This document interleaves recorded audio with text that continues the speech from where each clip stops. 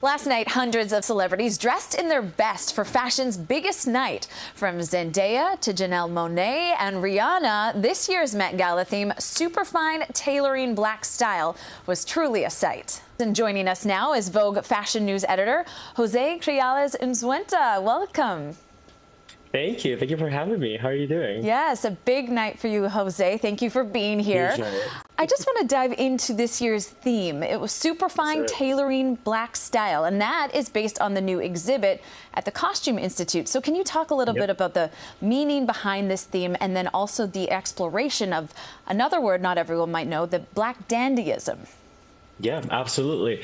So superfine tailoring black style, it presents a cultural and historical examination of black style from the 18th century to the present. And what it does, as you say, is that explores the concept of dandyism. What is a dandy, right? This idea of self-fashioning, of self-presentation, of self-actualization, and in general, just the idea of creating an image of self and fashioning oneself into whatever anyone wants to be, right? So the exhibition in itself created a beautiful platform for a night at the Met Gala where we saw a lot of exploration of the self, of personal style, of who we want to be, who we aspire to be. So it was a great night. Yes, and it's such a star-studded event. So maybe let's jump into what some of your favorite looks of the evening were. Who made this year's best dress list, in your opinion?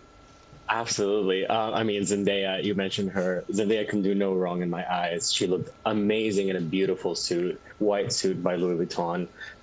Curiously enough, designed by the menswear designer at Louis Vuitton, Pharrell Williams was a co-chair last night. Coleman Domingo, another co-chair, looked amazing in Valentino. He actually gave us a twofer. He started with a blue cape, a nod to Andrea Leontali, and then changed into a suit. So we love our reveal over there. Lewis Hamilton also looked amazing in another white suit, actually a trend of the night by Grace Wells Bonner. And you mentioned suits a few times. So obviously a lot of suits on the blue carpet last night, which was unique compared to other years. What other trends did we see a lot of? What did you want to see more of? Maybe was there anything you didn't like? Funnily enough, of course, there were a lot of suits. Tailored for You was a dress code. So everyone just decided to go all in. I love the zoot suit as a specific trend. You know, I was very curious to see which kinds of suits we were going to see. So the zoot suit, this very historical kind of sartorial language, was really exciting to see. Zendaya is a really great example of that. The amount of white was pretty surprising to me. A lot of white looks. I would have loved to see perhaps a little bit more color, but, you know, it looked great regardless. And there were also a lot of creative interpretations of the suit. Or, you know, for example, Demi Moore wore a Thom Browne dress that was actually made to look like a tie, which I thought was quite fun, you know, just a little more out there.